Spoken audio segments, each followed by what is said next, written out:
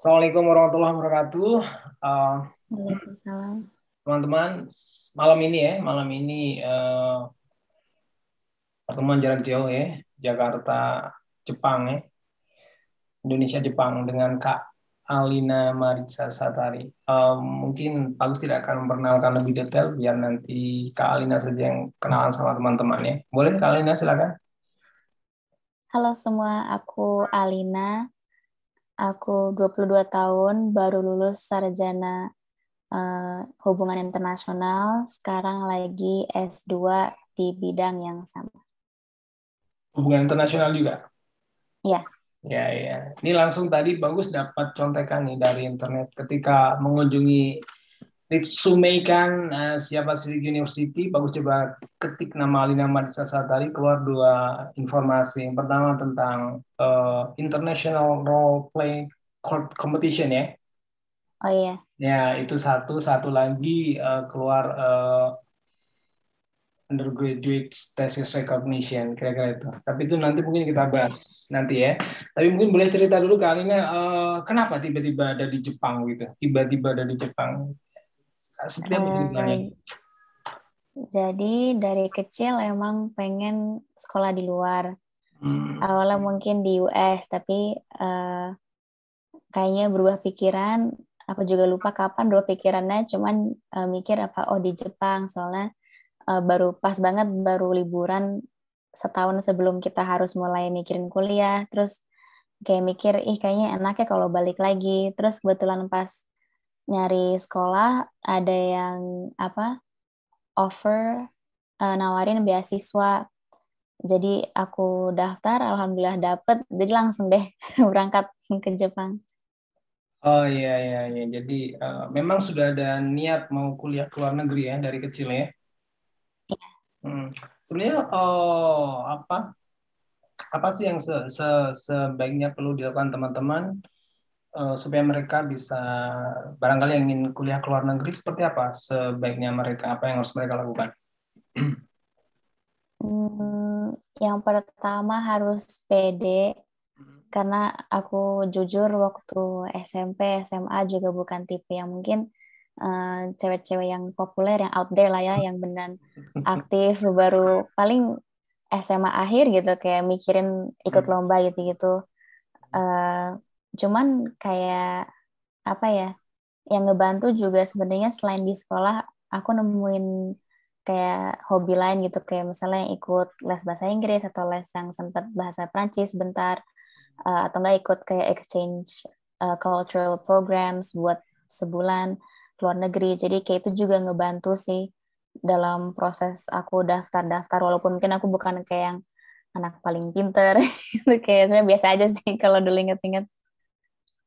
Sama yang penting selain PD, niat aja, kayak emang niat dan emang harus tekun nyari informasinya, kayak LPDP lah kalau emang yang mau jalur benan di cover semua, atau cari universities yang emang offer private scholarship kayak yang universitas aku.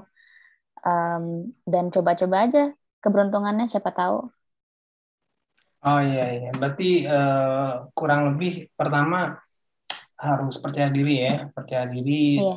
diimbangi dengan niat itu tadi ya, percaya diri sama Mm-mm. niat benar-benar mau ke sana.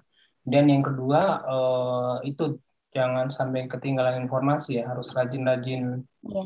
cari informasi. Dan yang juga tidak kalah penting sebenarnya ternyata bisa dikatakan ya, ternyata apa yang kita lakukan di sekolah mungkin ya bagus, tapi ternyata justru apa yang kita lakukan di luar sekolah dalam hal ini juga itu nggak bisa Iya. diabaikan ya. Kayak tadi Alina Mm. justru ikut les bahasa Inggris, bahasa Perancis yang mungkin bisa jadi teman-teman seusia Alina saat itu bahkan jadi tidak melakukan hal yang sama, mungkin mereka lebih Iya. lebih melakukan hobi yang lain. Jadi Dan eh, sekarang kan juga mm, masa sosmed, jadi mm, kalau kalian pintar edit video, bikin apa sih art yang online, pasti juga itu berpengaruh sama portofolio kalian sih.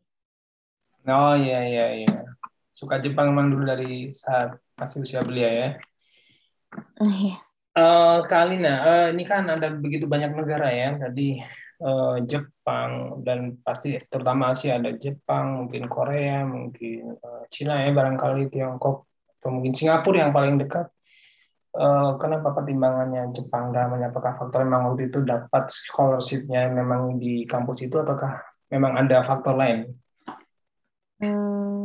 Karena selain scholarship beasiswa itu, kampus aku tuh emang tipenya yang kampus internasional, jadi mereka Hmm. kayak suka nunjukin diversity, kayak banyak dari negara macam-macam. Hmm. Jadi kayak itu campuran yang pas antara iya blend in sama budaya Jepang gitu, try our best, tapi juga ada banyak anak-anak inter, jadi memperluas wawasan dan juga networking. Jadi ya apalagi kayaknya itu penting banget, sekarang kan kayak the world is getting smaller kesannya karena internet. Jadi I think it's a really useful skill. Tapi waktu itu boleh tahu tidak, sempat ada perasaan semacam mungkin minder atau mungkin was-was begitu barangkali sebelum berangkat ke Jepang?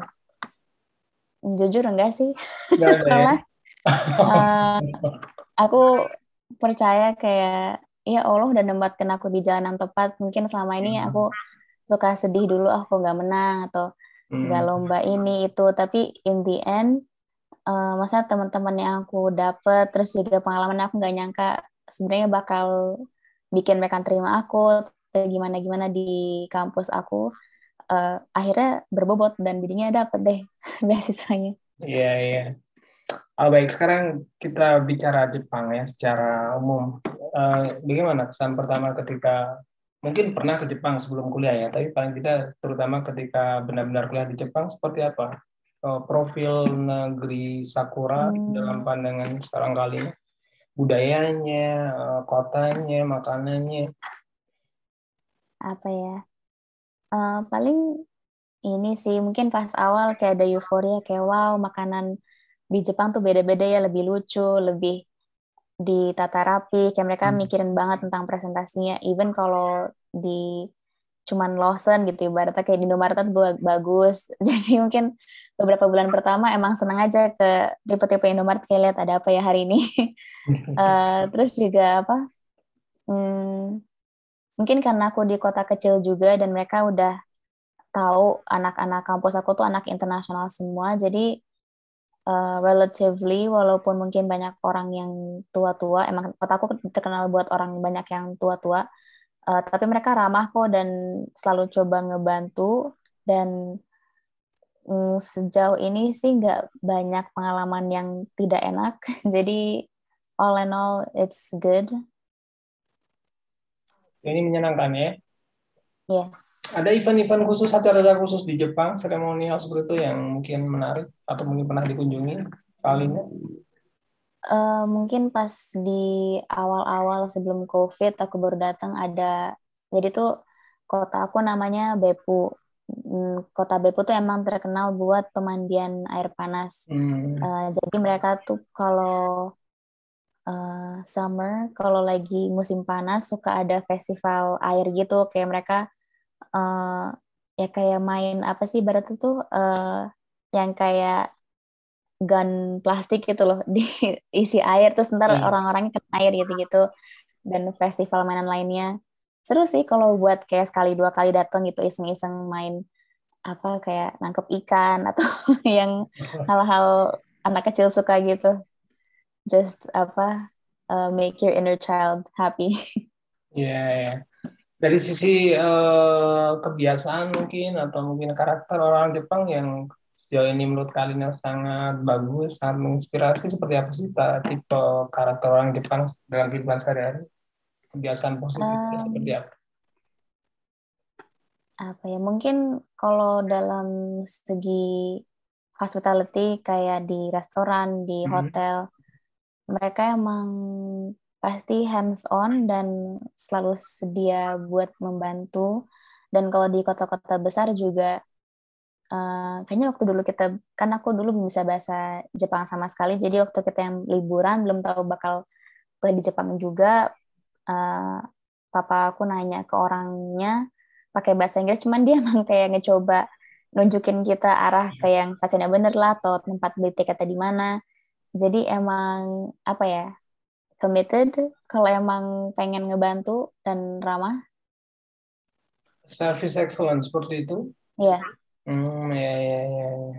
Respect ya, mungkin kalau yang bagus lihat dari seperti pertandingan bulu tangkis misalnya, para pemainnya selalu membungkuk ke arah, apa nah ya. ya, ke arah apa lapangan ya, lapangan dan juga audiens ini salah satu eh, cermin mereka begitu respect dengan orang lain ya.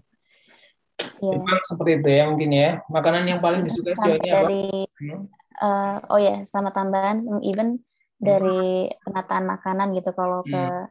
hotel yang Jepang, style Jepang itu emang mereka juga even naro apa ya, kayak bukan sendok, chopstick Chopstick. sama apa sih, piring-piring kecil yang kayak buat acara-acara kan, soalnya kalau di Jepang tuh makannya ada sampel beda-beda ya biar kayak dapet semua rasanya gitu. Itu tuh juga ada posisinya. Soalnya dulu aku kerja sebagai apa ya ibaratnya tuh, bukan room service juga, cuman tuh kayak pengurus tamu-tamu di hotel Jepang yang kecil. Dan Hmm. apa, aku ingat kayak harus nata table lah kayak gimana, terus banyak peraturannya, so kayak wow ribet juga ya. Perasaan kalau di Indo kayak ya udah asal apa, sandal garpu and then the knife, tapi ini kayak lebih banyak lagi elemennya dan harus bentuk apa, wadah makannya tuh harus yang tertentu kalau buat acara ini gitu-gitu. So it was really interesting. Ya, ya, detail dan artistik ya. Iya. Yeah. Terus tadi dari foto-foto yang bagus lihat, Jepang benar-benar selalu memesona ya dari sisi keindahan alamnya, bersih Hmm. di mana-mana. Seperti itu kan memang sebenarnya di Jepang ya. Bersih. Emang sebenarnya mungkin yang ngebantu juga karena nggak, orang tuh nggak bisa gampang buang sampah di Hmm. pinggir jalan, karena tuh dulu ada attack in the trash can, ada orang naro bom I think, makanya sejak itu tong sampahnya dihilangin. Makanya kalau orang ada sampah ya paling harus emang bawa pulang, Hmm. atau enggak kalau nemu kayak Indomaret gitu, mereka kadang-kadang suka tong sampah baru buang, tapi kebanyakan sih habitnya mereka emang bawa pulang sendiri. Ya, ya, ya, ya. Itu juga hal yang menurut aku menarik sih, kayak mereka emang beneran lumayan taat ya. Mungkin kalau yang daerah kota besar yang emang ya mungkin apa sih, daerah yang orang-orang banyak party ya mungkin suka ada yang kayak berantakan, tapi sisanya sih enggak, emang Iya. rapi Apalagi terutama di kota-kota kecil ya. ya. Hmm. Ya, memang bersih ya, bersih, tertib, detail juga artistik. Sekarang kita bicara Mm-mm. Ritsumei Asia Pacific University. Seperti apa profilnya, Kak Alina? Jadi itu universitas yang internasional banget, banyak anak-anak dari berbagai negara, dan yang aku suka sih eh, iya, kayak kurikulum bukan yang harus bisa langsung fasih bahasa Jepang, tapi emang kita diwajibin buat ngambil kelas bahasa Jepang sampai level tertentu, biar kita emang bisa ngobrol sama penduduk di Beppu, atau kayak ya buat hari-hari aja mesen makanan atau ke supermarket gitu.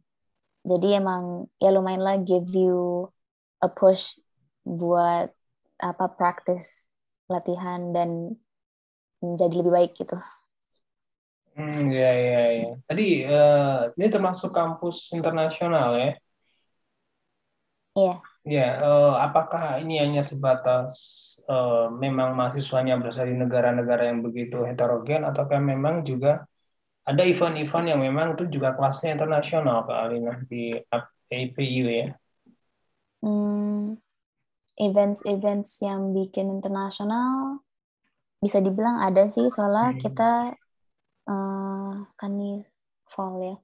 Nanti pas musim semi, musim ya, bakal ada kayak setiap negara yang emang komunitasnya banyak, ke Indonesia, Thailand, Vietnam, dan lain-lain.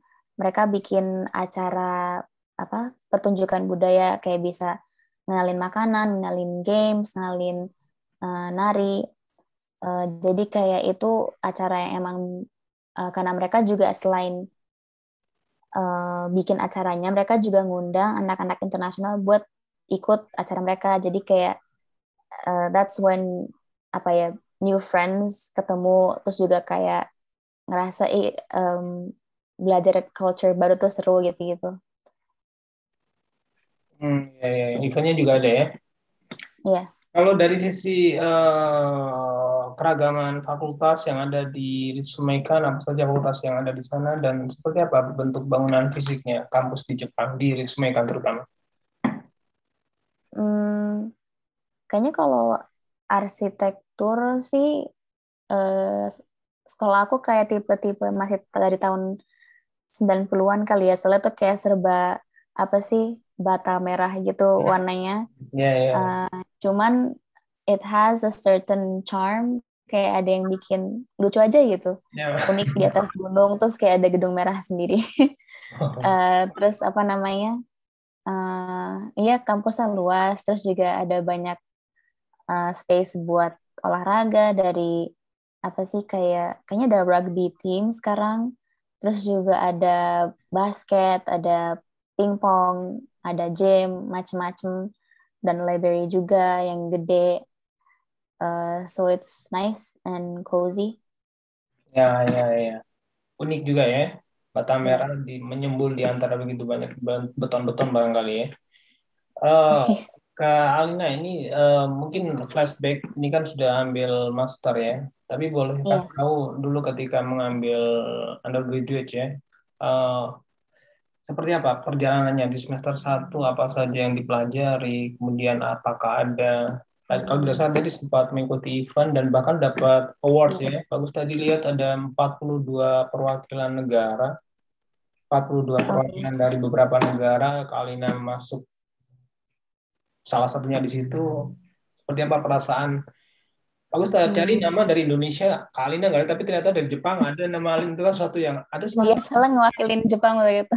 iya ada semacam pride kah di situ ataukah yang sejenisnya? Ya, jadi apa ya, kalau mulai dari semester satu sebenarnya, kalau semester satu aku lebih fokus ke bahasa Jepang, Mhm. dan paling apa namanya, ya coba jadi gimana sih orang dewasa gitu, coba cari kerja part time, paruh waktu, terus kayak dapat kerjaan jadi guru bahasa Inggris di apa, daycare. Hmm. Terus semester kedua eh, aku tuh emang selalu pengen jadi asisten dosen, tapi itu gara-gara semester pertama ditolak mulu. Jadi aku pas udah dapet apa pengalaman yang di daycare, aku apply lagi. Alhamdulillah dapet. Jadi aku jadi asisten dosen buat guru-guru bahasa Inggris di kota aku. Kayak aku tuh loncat ke apa public school satu ke yang lain gitu. Ntar aku ngajarin mereka bahasa Inggris. Terus itu seru banget. Eh, Kadang-kadang bikin deg-degan karena kan suka dapet kelas yang anaknya yang kayak mungkin lebih tua, kayak kelas 7 kelas 8 kan mereka mulai remaja ya. Jadi kan susah gitu bikin kayak wow, gimana ya, mereka kayak kalem banget. Cuman itu emang pengalaman yang apa ya, nggak bakal aku lupain sih. Hmm. Soalnya walaupun bikin deg-degan, cuman emang ya bikin apa ya, pede aja gitu, kayak ya udahlah, you prepared, langsung aja go with the flow, dan do your best. Pas semester ketiga, 3 sama 4 kayaknya itu yang mulai tentang Indonesian Week, karena aku jadi sekretarisnya apa Hmm. itu semester kedua. Cuman kayak itu pas masa-masa 2 tahun pertama, jadi emang banyak banget yang aku lakuin. Eh, Terus mulai dari aku tahun ketiga yang lomba itu ngewakilin Jepang with my university di 2 lomba. Yang pertama itu moot court.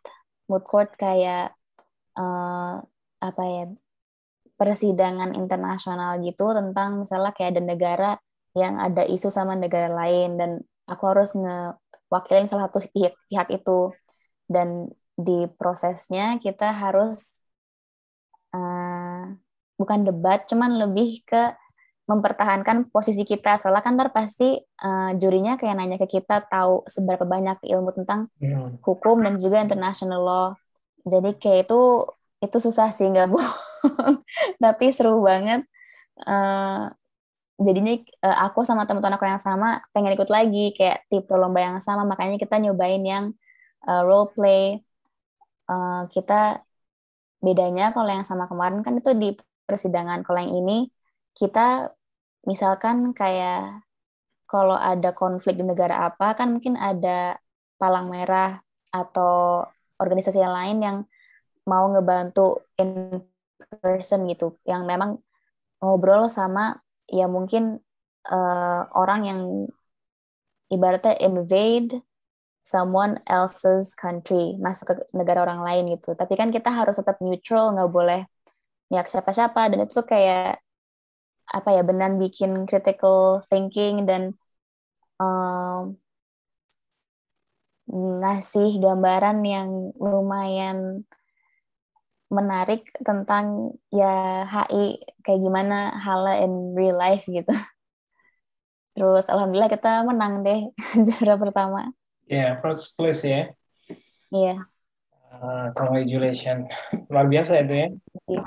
Berhadapan dengan perwakilan ya negara-negara internasional. Dan kalau di dalam negeri yang Pak Agus pernah dengar ada istilah semacam United Nation modeling ya kalau tidak salah di kampus-kampus di dalam negeri. Iya. Jadi mungkin mirip-mirip seperti itu.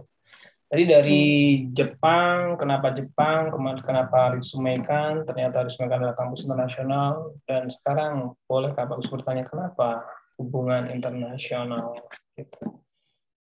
What speaks interest?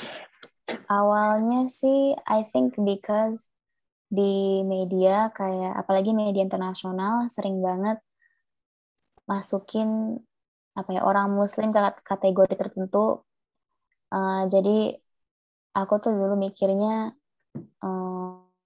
kenapa ya kita bisa di corner kayak gini, kayak perusahaan organisasi kayak United Nations gitu. What can they do? Like what can they do to help us?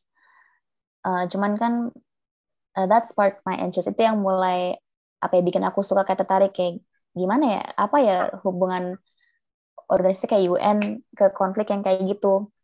Nah, makanya aku mulai belajar tentang HI dan belajar more about how kayak international organization tuh kerjanya kayak gimana. Dan ya emang international organization mereka harus neutral kan, nggak boleh mihak siapa-siapa. Makanya kayak aku sekarang ngerti kenapa mereka benar nggak bisa kayak pro Muslim gitu loh ibaratnya. They just have to harus kayak ya itu be fair, nggak boleh mihak siapa-siapa. So that's sedikit bikin frustasi. Makanya apa ya, one day suatu hari aku harap bisa mengubah that image somehow. Oh, ini bagus ya mengingatkan dengan wawancara beberapa waktu yang lalu dengan salah seorang ya pakar investasi juga. Tapi ini kaitannya dengan investasi keuangan ya, terutama kalau Kalina lebih ke it's the big challenge, mengubah mindset orang-orang, dan itu pasti bukan pekerjaan mudah ya.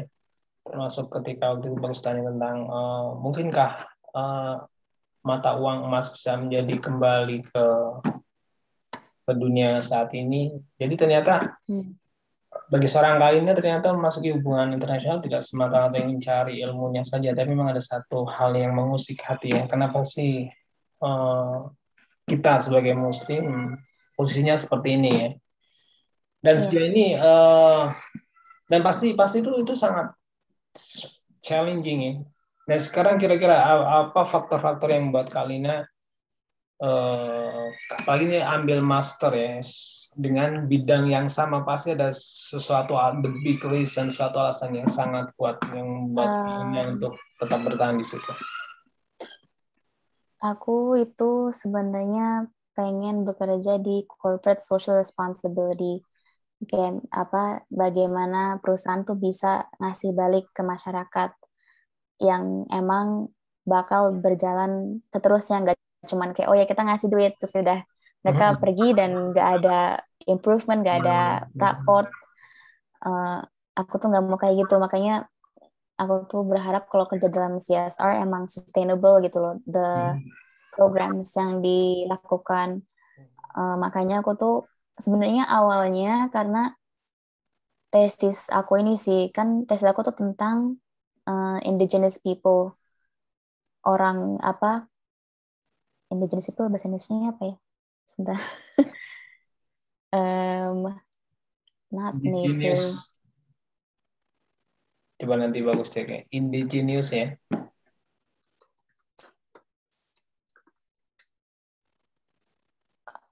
Orang asli, iya orang asli sih ibaratnya, orang asli daerah situ. Kan Pribumi. kalau di Indonesia, Pribumi ya, uh, kurang lebih. ya Hmm. kan, apalagi misalkan daerah Kalimantan Hmm. yang apa suka jadi pusat apa ya namanya itu bahasa Indonesia, tempat buat dapet kelapa sawit like palm Ya, oil. Itu kan eksploitasi. kadang-kadang mereka suka ngeeksploitasi Hmm. orang-orang yang lokal dari sana, Hmm. dan mereka nggak dapet apa bantuan sama sekali, dan emang dibiarin aja gitu. Jadi aku tuh mikirin hal kayak gitu.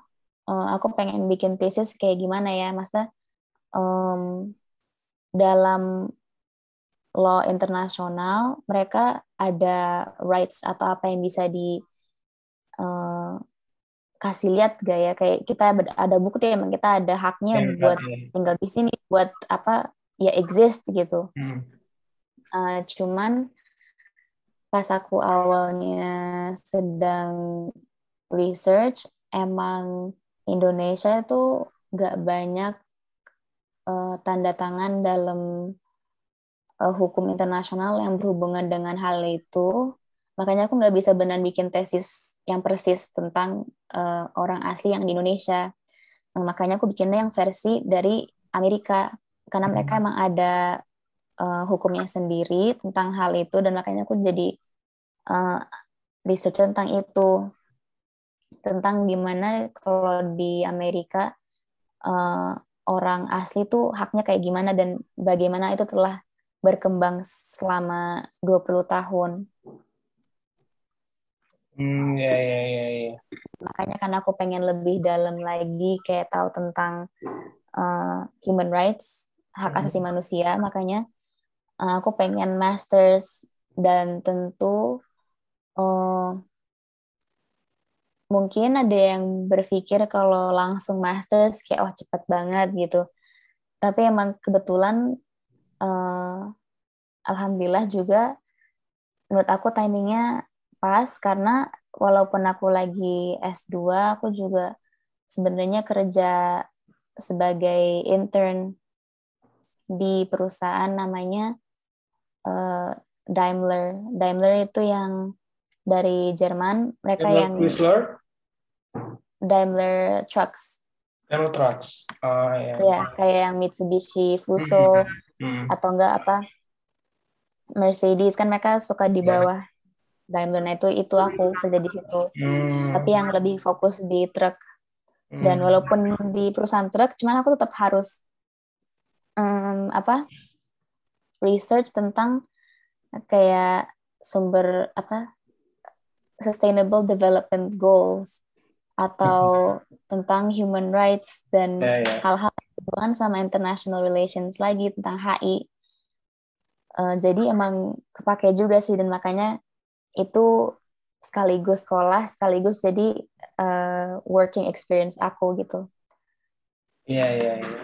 Sustainable Development Goals bagus menjadi ingat ke salah satu international website, entah itu UN atau mungkin Gates Foundation.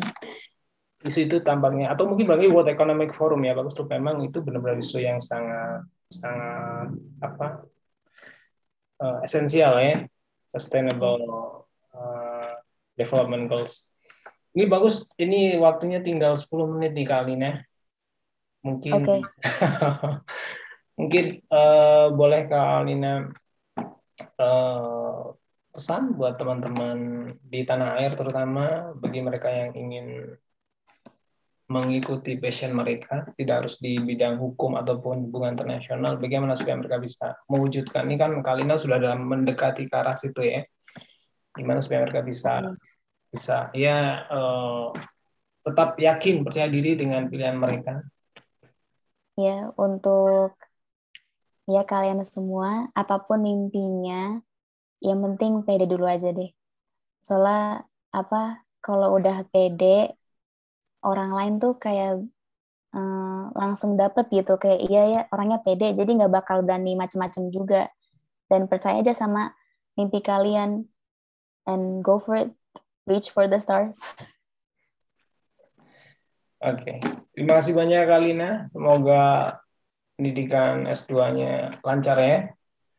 Dan Amin, makasih Pak. lekas mengabdi dan berbakti untuk siapapun terutama ya, khususnya dunia internasional.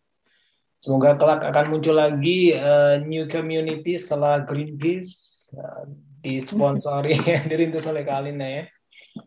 Terima kasih banyak waktunya Kalina. Semoga sehat selalu di Jepang dan Amin. aktivitas lancar ya. Ya, Bapak juga sehat-sehat di Indonesia. Ya, terima kasih banyak Kalina. See you next Terima time. kasih. Assalamualaikum warahmatullahi wabarakatuh. Waalaikumsalam warahmatullahi wabarakatuh. Aku izin live ya. Oke. Losing my way.